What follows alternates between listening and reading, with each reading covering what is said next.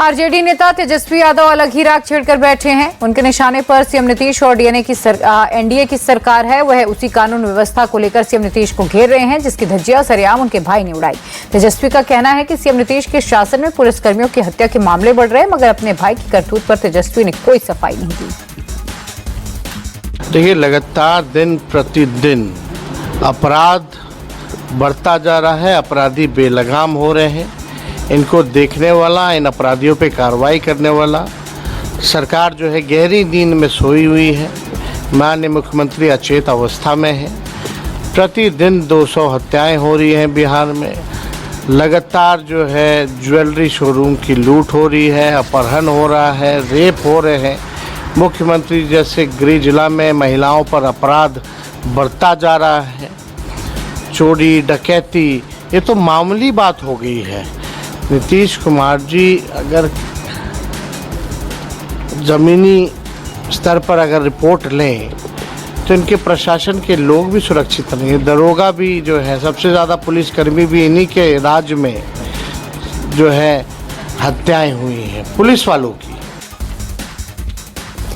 इधर चुनावी राज्य बिहार में एक अलग ही मामले पर बहस छिड़ गई। तेज प्रताप यादव, जो कि आरजेडी के चीफ लालू यादव के बड़े बेटे हैं, उनका एक वीडियो तेजी से वायरल हो रहा है, जिसमें एक पुलिसकर्मी को धमकाते हुए नजर आ रहे हैं और इसे लेकर सियासत गर्मा गई।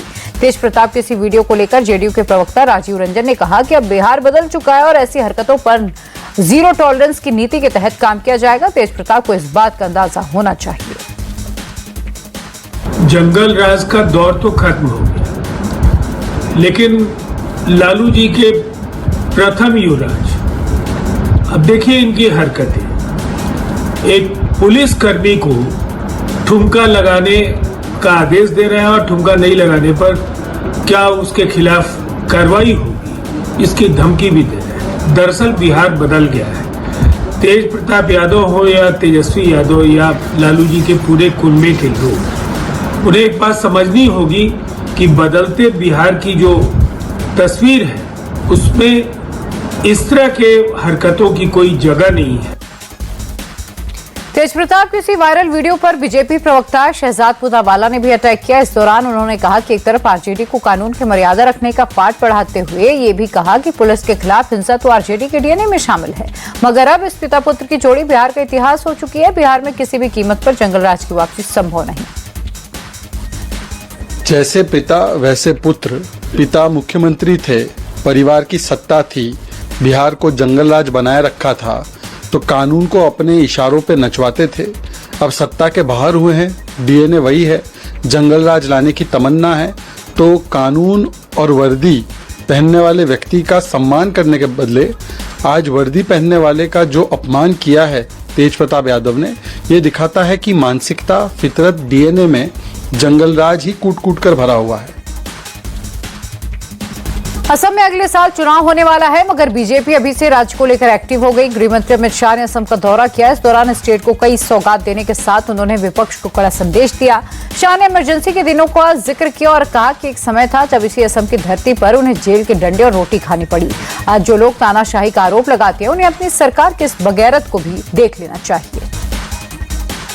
और मित्रों, आज एक बात मेरे जैसा, मैं विद्यार्थी काल से आसाम आया हूं। आसाम में मैंने डंडे भी खाए हैं कांग्रेस सरकार के। साइकिया जी मुख्यमंत्री थे, हम नारा लगाते थे, आसाम की गलियां सुनी है, इंदिरा गांधी खूनी है, और हम पर गुवाहाटी में डंडे लगाए थे।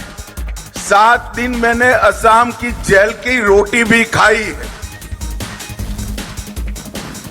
देश भर में एक तरफ होली का जश्न मना, मगर इसी जश्न में खलल डालती तस्वीरें भी सामने आई बिहार के पड़ोसी राज्य झारखंड से, जहां के गिरिडीह में होली समारोह के दौरान बवाल हुआ। अब इसे लेकर सियासत गरमाई है। जेएमएम नेता मनोज पांडे ने अपनी सरकार का बचाव करते हुए कहा कि कुछ लोगों का काम है राज्य में अशांति फैलाना, लेकिन हमारी सरकार ऐसे तत्वों पर एक्शन लेगी और आगे भी एक्शन लेती रहेगी। राज्य में कानून व्यवस्था को लेकर किसी भी तरीके की कोई प्रॉब्लम नहीं है। घटना दुखद है, दुर्भाग्यजनक है। झारखंड में अमन, चैन, शांति पर एक चुनौती, और जो कुछ बीमार मानसिकता वाले लोग हैं जो किसी भी तरफ प्रभोग करते हैं, धार्मिक उन्माद फैलाते हैं, दो धर्मों के बीच वैमनस्यता फैलाना, यही उनका काम है। और राजनीतिक रोटी सेकते हैं।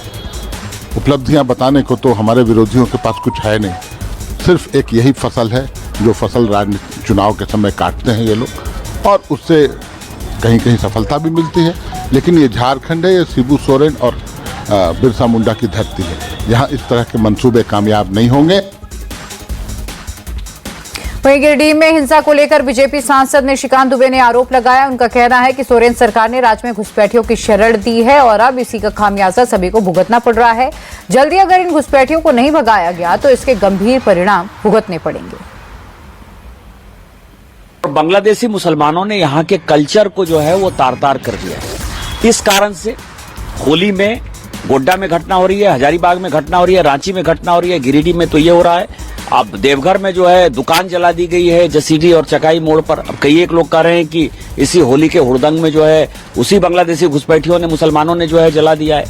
ये घटना कांग्रेस के नीतियों के कारण हो रहा है, जिसमें कि वो बांग्लादेशी मुसलमानों को यहाँ ला रहे हैं, कभी सरस्वती पूजा के नाम पर, कभी दुर्गा पूजा विसर्जन के नाम पर, कभी जुलूस के नाम पर, कभी ताजिया के नाम पर, कभी मुहर्रम के नाम पर, कभी होली के नाम पर लगातार हो रही है। और मैं हमेशा कहता हूं कि यदि देश नहीं जगा, आदिवासियों की संख्या घट रही है वहां, यदि ये देश नहीं जगा तो एक दिन ये बांग्लादेश में मिलता हुआ आपको नजर आएगा।